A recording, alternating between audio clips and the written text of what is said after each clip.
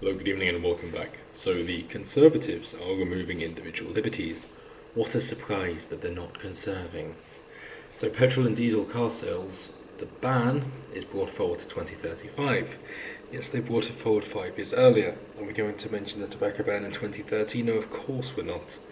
Because apparently young people get into smoking by smoking cigars as well. Evidently, they're more than willing to spend £20 per cigar. I mean, what young person do you know, what 14-year-old, isn't trying to get a cigar to get into smoking? How well thought through is that? Because of course then there's the NHS, and you can't pay for both, and the Conservatives don't want you to be able to choose your own health insurance. They don't want to follow the same way of laser eye surgery or plastic surgery, which is now so much cheaper, seeing as it hasn't been subsidised, and there isn't a government mandate for it. Of course not. They want to force you to do things. So the same thing here. They want to stop you from having the freedom of the car. Part of the reason, of course, that the USSR collapsed. Because of the car. The freedom that it provides to be able to go wherever you want. It is a game changer. It is revolutionary. And it can even run on vegetable oil. You can use cars around the world. You can go somewhere and then you are free to travel about wherever you want to go. You can go around the world in a car because of how abundant fuel for cars is. The UK wants to stop that, of course.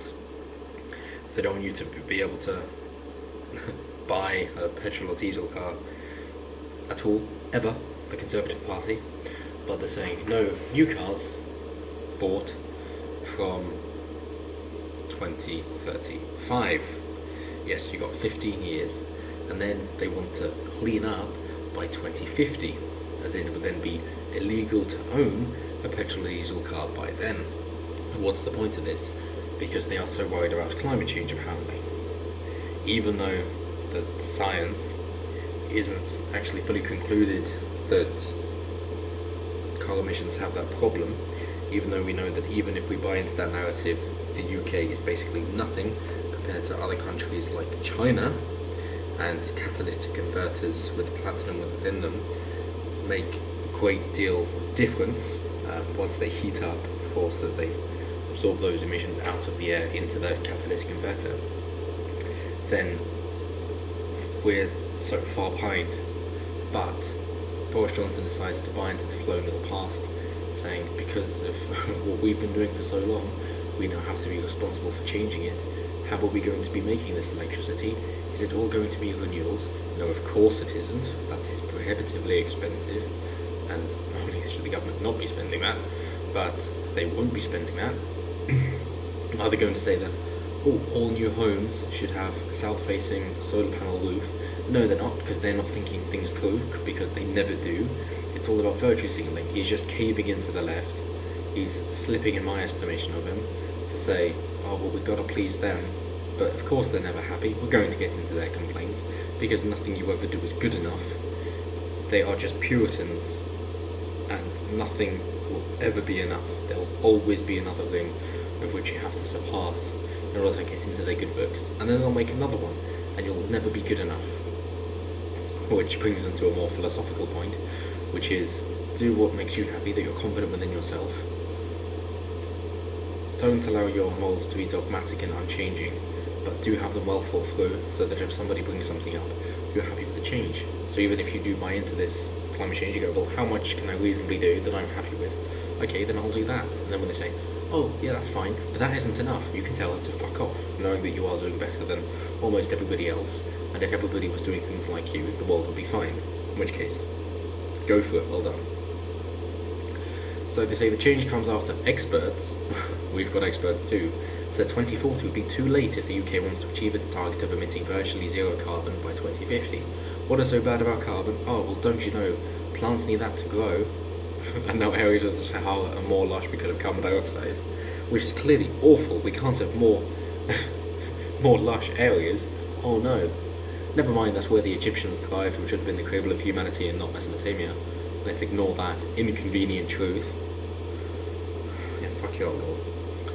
Boris Johnson unveiled the policy as part of a launch event for the United Nations Climate Summit in November. He said 2020 would be a defining year of climate action for the planet. Dear God. The summit, known as COP26, is being hosted in Glasgow. It is an annual UN-led gathering set up to assess progress on tackling climate change, however necessary. How's China doing?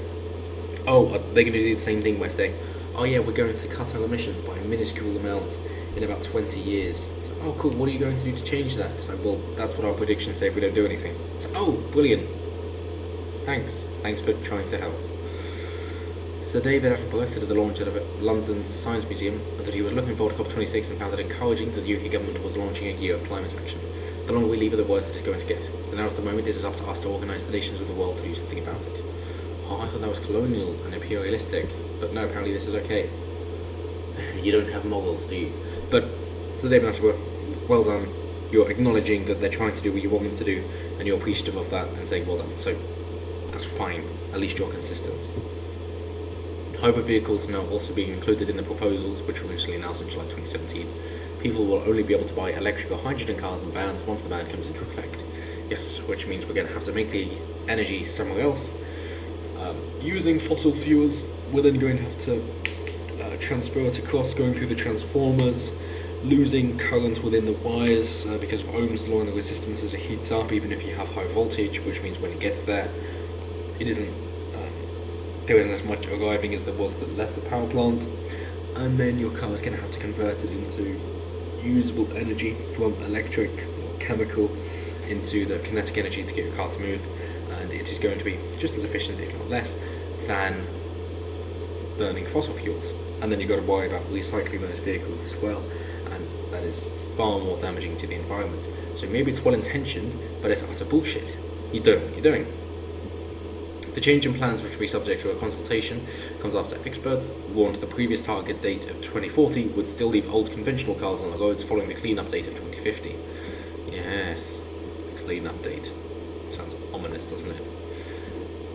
So, after him kowtowing to the left, what was their response?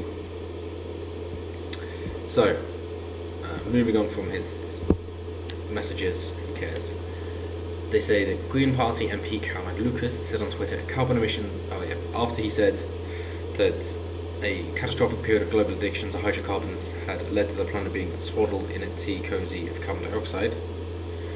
Green Party MP Caroline Lucas said on Twitter, carbon emissions are not swaddling the planet like a tea cozy, they are behind wildfires in Australia, soaring temperature records and the broken lives of those least responsible. The PM needs to understand that and act. Well, he is that good enough for you? No, of course not, you'll never be happy enough with anything. Friends of the Earth, my child, said the governments were right to bring forward the ban, but the 2030 will be better than 2035. Fuck off. You're not considering the people who actually have to try and get by. Instead, you're just thinking, oh, what's going to work for me because I can afford it. It's the same as throwing away 50p pieces, so you can leave us all alone. President McCain said drivers support measures to clean up air quality and reduce CO2 emissions, but these stretch targets are incredibly challenging. Oh, some sense. The chief executive of the Society of Motor Manufacturers and Traders accused the government of moving the goalposts. Well, they clearly have. With current demand for this still expensive technology, still just a fraction of sales, it's clear that accelerating an already very challenging ambition will take more than industry investment. Yes, just let the private market do it a bit. He said the government's plans must safeguard industry and jobs, fuck off, as well as ensuring current sales of low-emission vehicles were not undermined. Even though a thing like the pollution zone in London from Rolf Harris is that you have tiny cars emitting tiny amounts of emissions, still having to pay that tax, compared to hybrid cars much bigger, putting up many more emissions. So even then they can't get it right. It's just mistake after mistake after mistake, covered up with another mistake. Just even more government intervention, making things worse from the last bit of government intervention. At some point you've got to go, stop, you're fucking things up, step back, let us deal with it, you don't know what you're doing. I mean, if you can have a business to say, okay, cool, so we've got this plan for the next 15 years, and if we make a mistake, we just want to be able to roll with it for the next 15 years. So they're going to say, oh yeah, that's fine, or they're going to say, no, you're making a loss in the first 6 months, you're going to be done within a year, unless you change something. Of course that's going to be the case. With the government, oh hell no, oh we're making a mistake. We're going to have to look into that. When there's parliamentary time, let us arrange a committee. Then let us double check that, triple check that. Let us then review the findings, get an independent team in order to see what's going on, and then let's see what we can do. Let's put that through the House of Commons. Let's put it to the House of Lords, make some amendments. Let's pass it back. Let's create a law that actually changes nothing about what was originally proposed, but we just want a nice name of the law while we put in some other shit that isn't relevant. And after about 10 years have gone by, let's change that. Not affecting anything at all that an ordinary business would have gone under by. There's your black pill. So meanwhile, Mrs. O'Neill accused Mr. Johnson of promising money and people to support her work but failing to deliver either. She also said he admitted to her that he doesn't really get climate change and claimed he had refused to give Scottish First Minister Nicola Sturgeon an official role at COP26. Yes, well, he clearly doesn't really get it, seeing his actions as just saying, hey, this is what those people want, let's do that. And then it isn't going to help at all. And the people who are supporting saying, oh, this is going to help, they don't understand what they're going for either. Just say, well, what are you going to do about electric vehicles once they're done?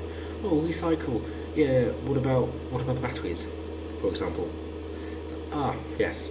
So what about making the electricity? Ah, renewables. Okay, how much energy are you going to be able to harness? How expensive is it going to be in order to make that happen?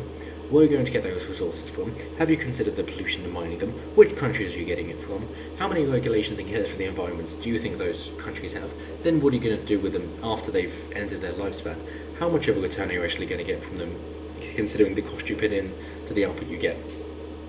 Go through those questions, they're befuddled, and they'll probably just hit you because, you know, they're children and just resort to physical violence when they don't know what to say.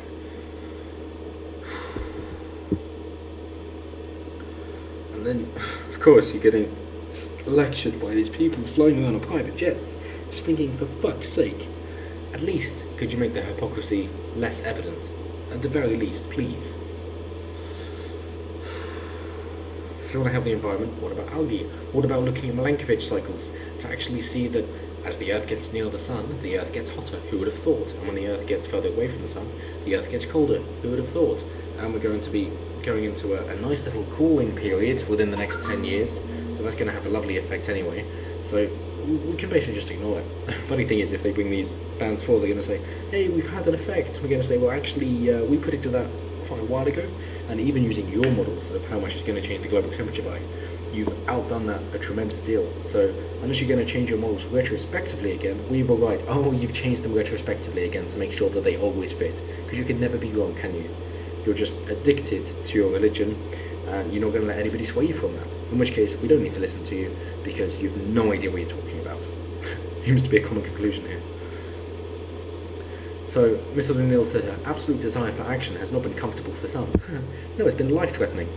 Adding, this was not about me or Mr. Johnson, but about working towards rapid decarbonisation. Yes, we can't have any more plants. Bloody hell. She said at COP26, the UK must absolutely double down on taking our great leadership and ambitions in this space and really energising the world as to why this is a huge opportunity. If you really want to go without the fossil fuels, then you're going to have to go without electricity as well. And if you really want to go down that route, then good luck getting food. Good luck getting energy to heat your home. Good luck living through winter. Good luck getting anything done at night. Good luck having food to eat. You don't understand what you're talking about, and you think you pretend you're trying to help the poor, and they're the people you're most affecting by this. So go fuck yourself really hard. Go jump on a 9-foot rusty pole and let that just penetrate right in you until you really feel the raw fucking life-threatening, destroying situations you're putting these people in just for your virtue signalling, just so you can high-five yourself in front of your pretentious friends who are insecure about their own deficiencies.